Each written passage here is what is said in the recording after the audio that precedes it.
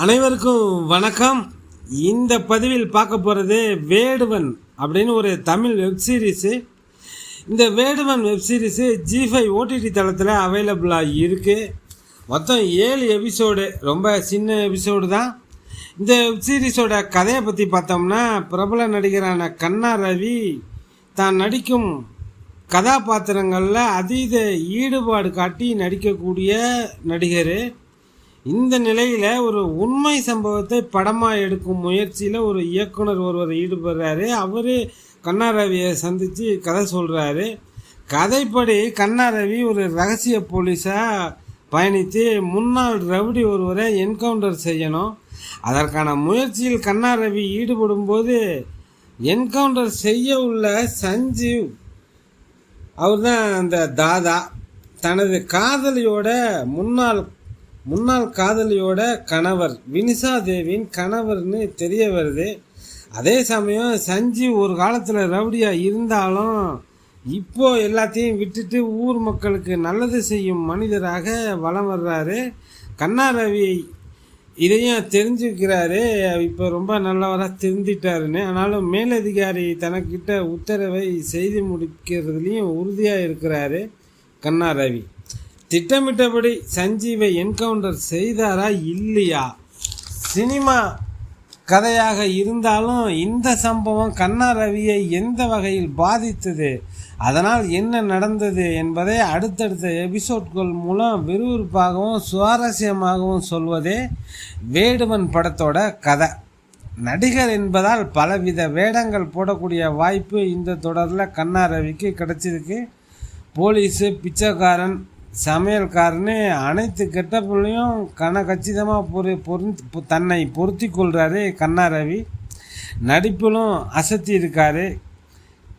கடமையாக மனசாட்சியான்னு குழம்புற இடத்துல தனது தடுமாற்றத்தை நேர்த்தியாக வெளிப்படுத்தி இருக்காரு. நடிப்பும் ரொம்ப நல்லாவே இந்த கேரக்டரை பண்ணியிருக்காரு கண்ணா ரவி. ஆதிநாதன் என்ற தாதா வேடத்தில் நடித்திருக்கும் சஞ்சீவ் தனது அனுபவமான நடிப்பு மூலம் கதாபாத்திரத்துக்கு பலம் சேர்த்திருக்காரு. அழுத்தமான கதாபாத்திரம் என்றாலும் தனது அளவான நடிப்பு மூலம் தன் கதாபாத்திரம் மீது பார்வையாளர்களின் கவனத்தை திருப்பியிருக்காரு சஞ்சீவ். பெண்கள் கதாபாத்திரங்களான ஸ்ரனிதா, ஸ்ரீகாந்த், வினிஷா தேவி, ரேகா நாயர், லாவண்யா என அவங்களுக்கு கொடுத்த கதாபாத்திரத்தை அவங்கவுங்க ஃபுல்லாக பண்ணி ரொம்பவே கரெக்டாக செஞ்சுருக்காங்க, சிறப்பாக செஞ்சுருக்காங்க.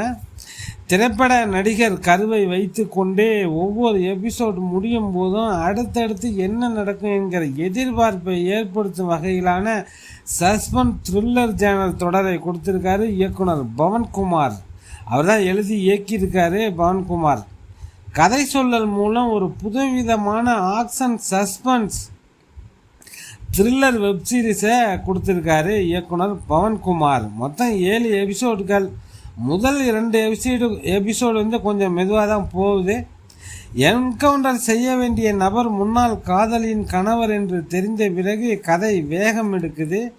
என்கவுண்டர் நடக்க போகுதா இல்லையா அப்படின்னு கதை நகர்ந்து கொண்டிருக்கும் போது உளவியல் ரீதியிலான பிரச்சனைகள் கொண்டு சென்று கொஞ்சம் ரசிக்க வச்சிருக்காரு இயக்குனர். முன்னாள் காதலியாகவும் தாயாகவும் வரும் பாரதி கண்ணம்மா வினிஷா தேவி இந்த தொடருக்கு மிகப்பெரிய பலம்.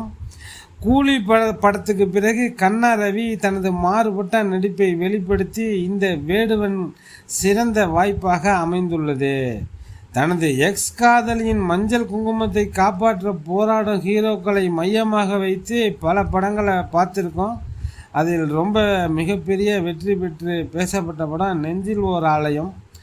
அதிலேருந்து நிறைய படங்கள் வந்திருந்தாலும் தனது காதலியின் கணவனை என்கவுண்டர் செய்ய வேண்டிய அவசியம் வந்தால் கதாநாயகன் எப்படி ரியாக்ட் செய்வார் என்கிற பின்னணியில் வேடுவன் வந்திருக்கு. இந்த வார இறுதியில் சரியான ஓடிடி விருந்து தான் வேடுவன்.